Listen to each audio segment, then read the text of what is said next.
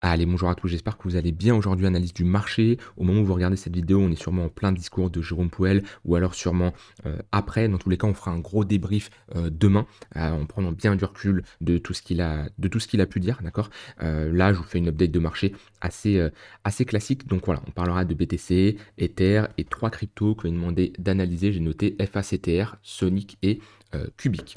Alors, ouais, dans 10 minutes, on a la décision sur les taux d'intérêt. Pour ceux qui peuvent le voir, hein, soit vous allez sur des sites comme Calendrier économique, soit vous allez ici dans le Discord, hein. Vous avez une catégorie News Crypto où il y a toutes les news qui tombent. Vous avez même une catégorie Annonces économiques avec pareil, plein d'annonces qui peuvent tomber.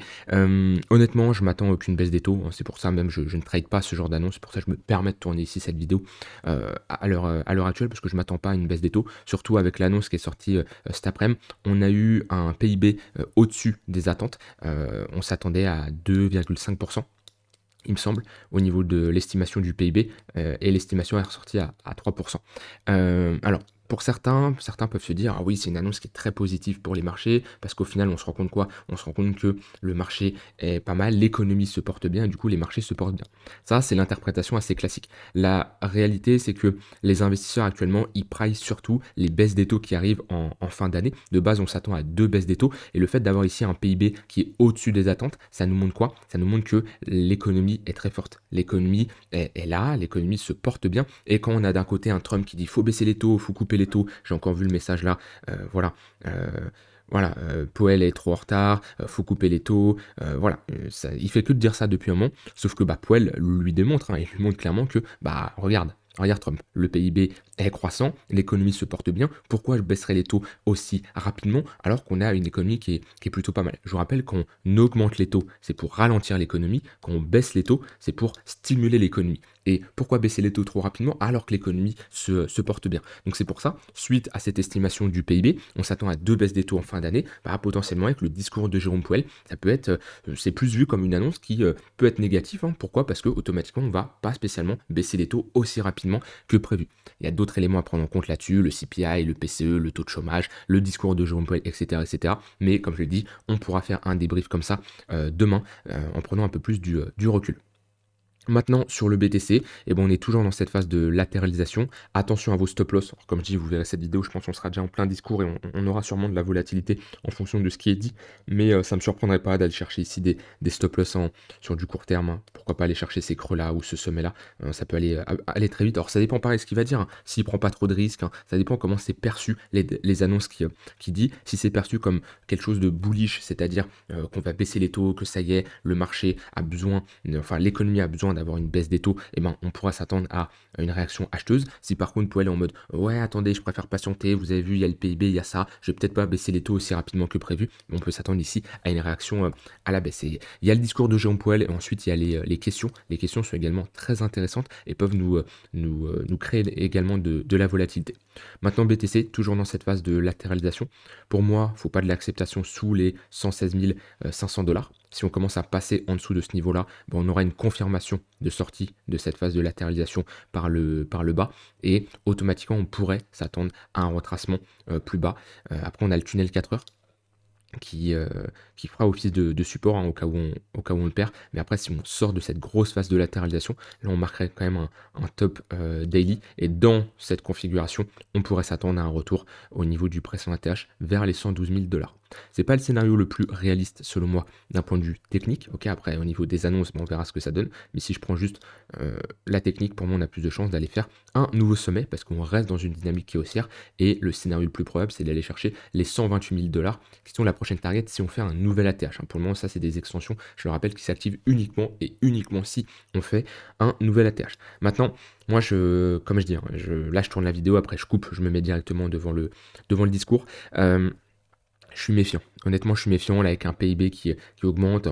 Peut-être ça va être hyper bullish to the moon et je l'espère parce que je suis beaucoup plus exposé en crypto que en cash. Mais je suis prêt en tout cas. Je sais quoi faire au cas où on a un retracement et au cas où on a un marché qui dégringole. Donc voilà, on attendra ici un peu plus de volatilité sur le BTC pour faire une analyse un peu plus complète. Au niveau d'Ether, pour moi, toujours plus fort que le BTC.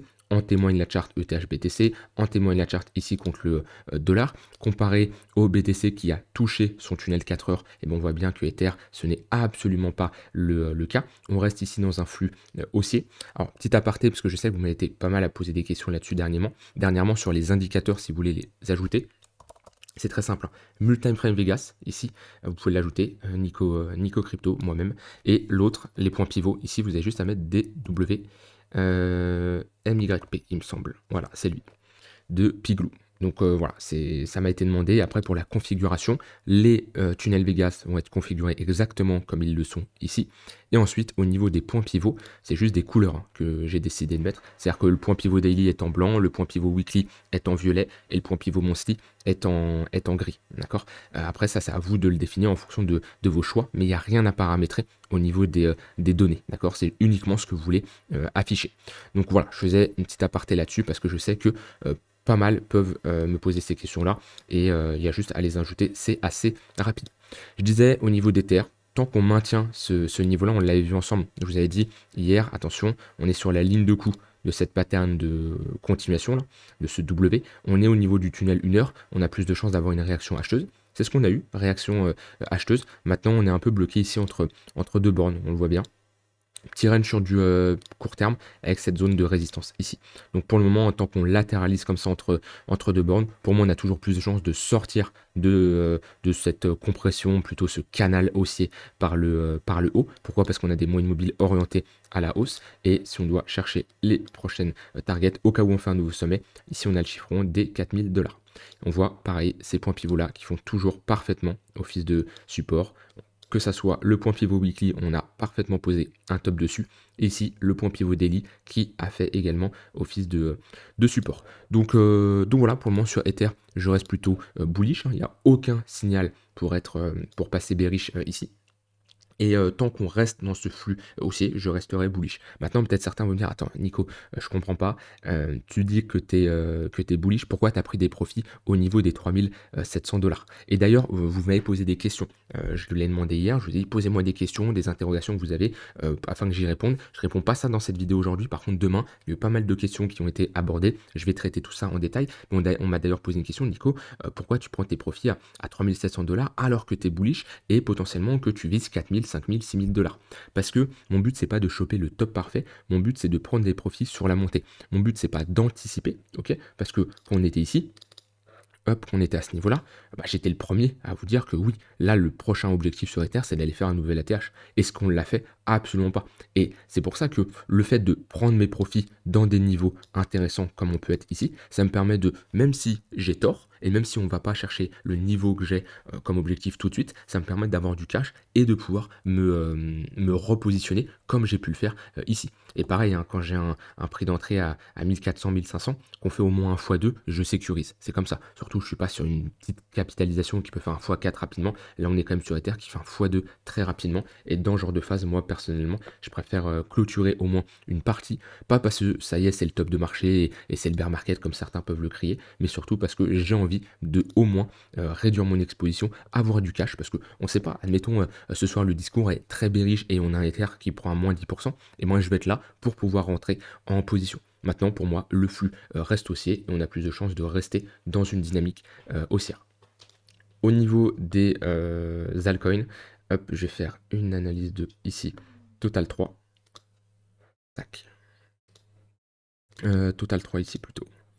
Total 3, ça reste plutôt encourageant. On est sur un retracement, rien d'alarmant. Pareil, on met des moyennes mobiles. Voilà, on reste au-dessus du tunnel 4 heures, au-dessus du tunnel daily. On reste dans cette impulsion haussière. Après avoir réalisé cette pattern de retournement, l'objectif, c'est d'aller chercher ici l'extrémité haute. C'est clairement l'objectif théorique après avoir réintégré ce niveau de résistance qui maintenant fait office de support. Et tant qu'on reste dans ce flux haussier, on peut avoir des altcoins qui continuent dans une dynamique haussière, dans un élan haussier pour aller faire ici un nouvel ATH et un vrai nouvel ATH. Pas juste ici une prise de liquidité comme on a eu ici, suivie d'une réaction vendeuse.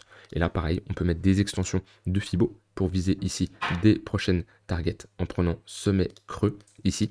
Et dans le cas où on ferait un nouvel ATH, l'objectif c'est d'aller chercher ici les 1,118 et les 100% d'extension. On pourrait avoir dans ce cas-là des altcoins qui performent bien.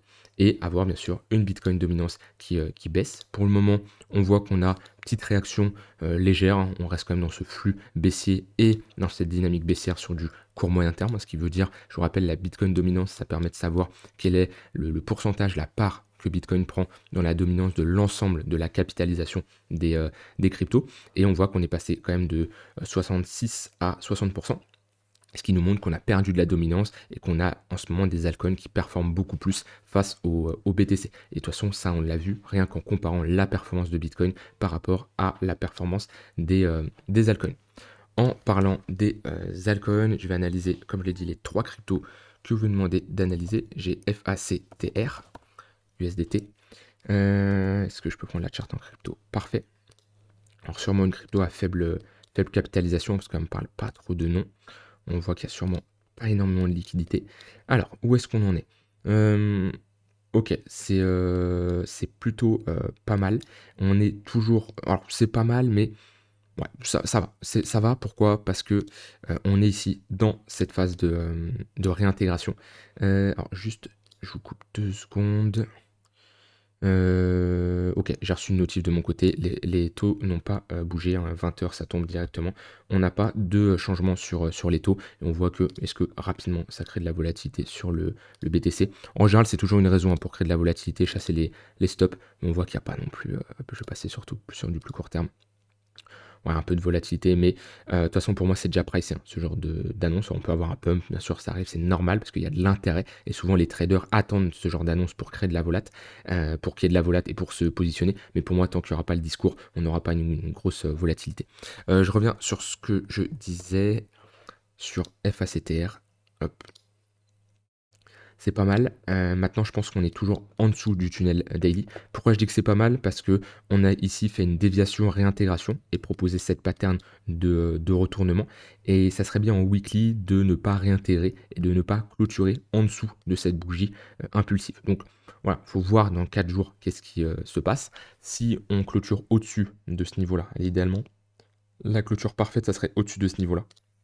Ça nous montre qu'on a une réaction acheteuse, parce que là, on pourrait être tout simplement sur une fausse cassure suivie d'une réintégration. Dans ce cas-là, c'est pour aller chercher l'extrémité basse. Mais techniquement, là, on est sur une réintégration et la validation d'une pattern de retournement. Si je mets des moyennes mobiles, Multime Frame Vegas, on voit qu'on revient chercher le tunnel daily. C'est ce que je vous disais, la pattern de retournement est validée, mais on reste ici à l'intérieur de cette dynamique baissière sur du long terme. Donc, voilà, c'est ce qui nous manque ici, c'est une confirmation comme quoi on repasse au-dessus du tunnel daily. Et là, on aurait un signal qui serait pas mal. Et on pourrait visiter ici, retracement de Fibo. Je prends ce sommet, ce point le plus bas, ici, Fib. Et on aurait comme objectif de revenir chercher entre les 0,618 et les 0,786. On a les 0,382 qui sont sur une bonne zone de résistance, on le voit bien. C'est ce creux-là, c'est globalement l'extrémité basse de cette phase de latéralisation. On voit que c'est un niveau assez important. Donc voilà, ça c'est des targets, hein, des zones d'objectifs de prise de profit au cas où vous cherchez des longs. Et là, quelqu'un qui a un long ici, hein, c'est possible, hein, quelqu'un qui se dit, bah tiens, je me positionne au moment de la pattern lorsqu'elle se valide. L'objectif, c'est d'avoir un stop loss ici, en dessous le plus bas, en dessous cette pattern de retournement, et viser par exemple un retracement 0,118, 0,786 dans nos zones de rechargement de short. Voilà, c'est un objectif tout simplement réalisable après ce type de pattern de retournement. Et des fois, on peut avoir un stop loss un peu plus agressif. C'est un stop loss en dessous la bougie impulsive qui nous a break et qui nous a validé cette pattern de retournement. Donc globalement, avoir une entrée à ce niveau-là, hein, et globalement chercher une sortie. Si on a une clôture weekly par exemple à ce niveau-là, et ben on sort. Pourquoi? Parce qu'on a une englobante, c'est-à-dire qu'on a un break, mais ensuite une réintégration et une bougie qui vient englober cette bougie impulsive. Il y en a une, elle est beaucoup plus agressive que l'autre et on peut se faire stop loss beaucoup plus rapidement. Alors ensuite, FACTR, on m'a demandé une analyse de Cubic. Cubic, ça me parle, j'ai dû la faire il n'y a pas si longtemps que ça me parle.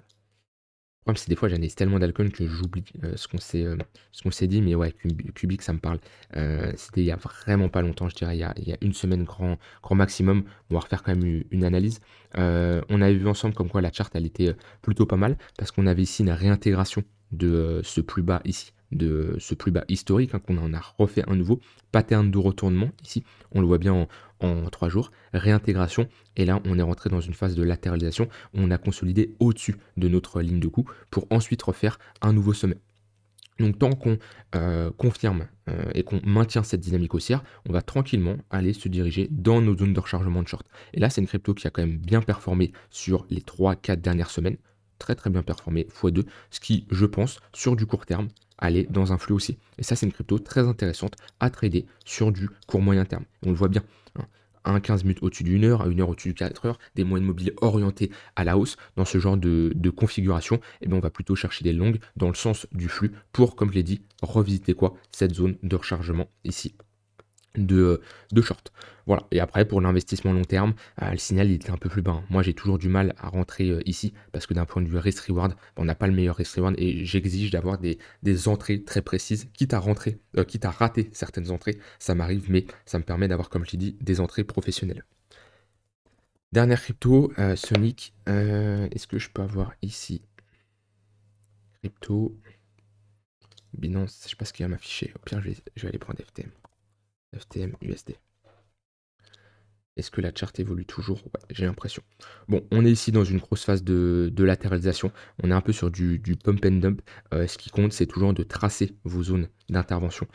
Globalement, l'extrémité basse, c'est une bonne zone, hein. Tout ce qui revient chercher, on trace jamais des traits, hein. Moi, je trace des traits parce que je veux pas trop me casser la tête, mais c'est moi qui suis en tort là-dessus. On trace toujours des zones d'intervention parce que ce qui compte, c'est toujours des extrémités. On trace une grosse zone. On n'est jamais au dollar près. Et moi, je trouve que la zone intéressante, elle est ici. Et tout ce qui revient au-dessus, c'est surtout des déviations, réintégrations, des grosses déviations, certes, mais la grosse résistance, elle est à ce niveau-là. Et on voit qu'on fait du ping-pong entre ces deux niveaux.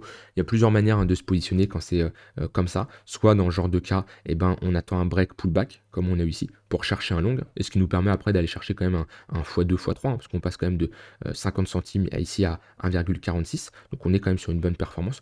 Ou alors une pattern de retournement sur l'extrémité basse, quelque chose comme ça, comme on a fait ici, comme on a fait à ce niveau-là, et avec une invalidation sous le plus bas. Voilà, chacun sa manière de se positionner. Moi, actuellement, les deux setups pour moi les plus intéressants à surveiller, comme je l'ai dit, c'est soit on revient chercher l'extrémité basse, on a une pattern de retournement, et dans ce cas-là, on met une invalidation sous le plus bas, soit alors on a tout simplement un break de cette zone de résistance, on la transforme en support, et là, on pourra revisiter des futurs sommets. Voilà, je vous laisse devant le discours de Jérôme Poel, ça va être intéressant de voir ce qu'il nous dit. Je vous souhaite une très bonne soirée et je vous dis à demain pour le gros débrief. Bye bye.